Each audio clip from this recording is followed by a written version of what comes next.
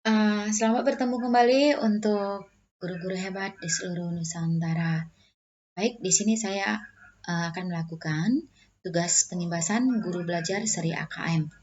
Oke, nah, jadi di sini saya akan bahas sedikit mengenai apa itu asesmen, kemudian 3 elemen dalam asesmen nasional.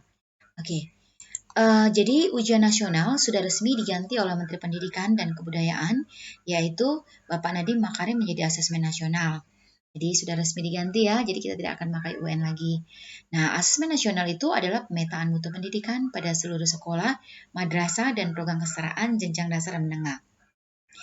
Jadi menurut Pak Nadiem, perubahan dasar pada asesmen nasional tidak lagi mengevaluasi capaian peserta didik secara individu, tetapi mengevaluasi dan memetakan sistem pendidikan berupa input, proses, dan hasil. Namun, tujuan utamanya adalah digantinya UN menjadi asesmen, itu tujuan utamanya untuk mendorong perbaikan mutu pembelajaran dan hasil belajar peserta didik.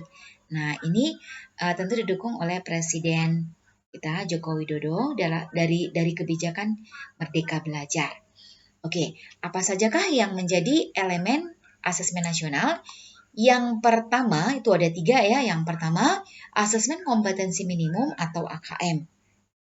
Nah, AKM dirancang untuk mengukur capaian peserta didik atau siswa dari hasil belajar kognitif, yaitu literasi dan numerasi.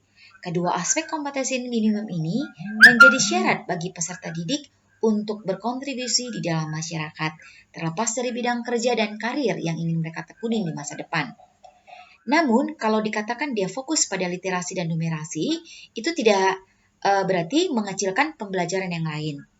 Ya, walaupun kita pada asesmen kompetensi minimum ini dia dasarnya ada literasi dan numerasi, tapi bukan berarti pembelajaran lain itu dikecilkan. Nah, bahkan dia lebih membantu untuk bisa berpikir dan mencerna informasi baik dalam bentuk tertulis maupun bentuk angka. Nah, itu maksudnya ya untuk asesmen kompetensi minimum. Nah, kemudian elemen yang kedua itu survei karakter. Nah, survei karakter yang dirancang untuk mengukur capaian peserta didik dari hasil belajar sosial emosional itu berupa pilar karakter untuk mencetak profil pelajar Pancasila.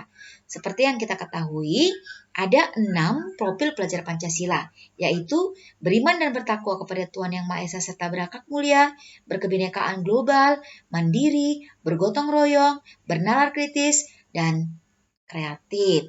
Nah, itulah yang menjadi tujuan dari survei karakter, yaitu untuk mencetak atau membentuk profil pelajar yang berjiwa Pancasila.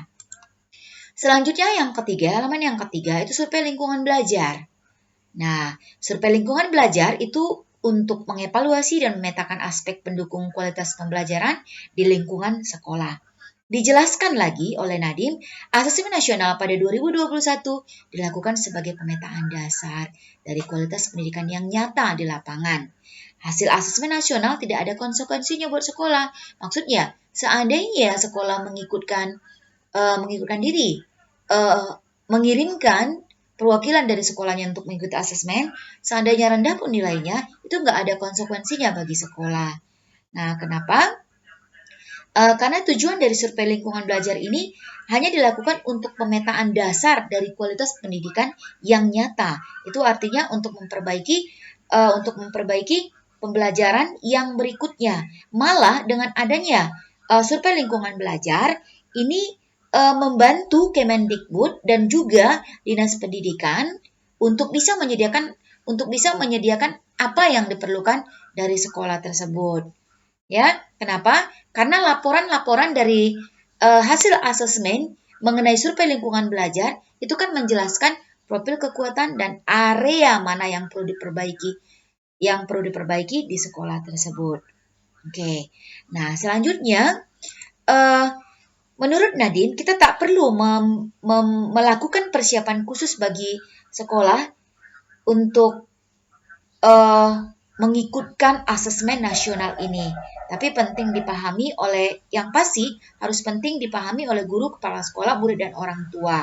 Jadi tidak perlu cemas dan menganggap asesmen nasional ini terlalu berlebihan. Karena pada dasarnya asesmen nasional ini adalah untuk meningkatkan kualitas pembelajaran pengajaran dan lingkungan belajar di status pendidikan. Melalui asesmen yang lebih berfokus, diharapkan perbaikan kualitas dan layanan pendidikan bisa lebih efektif. Nah, demikian pengimbasan dari saya. Saya Hana Maria Simanjuntak dari SMA Negeri 4. Semoga bermanfaat. Terima kasih.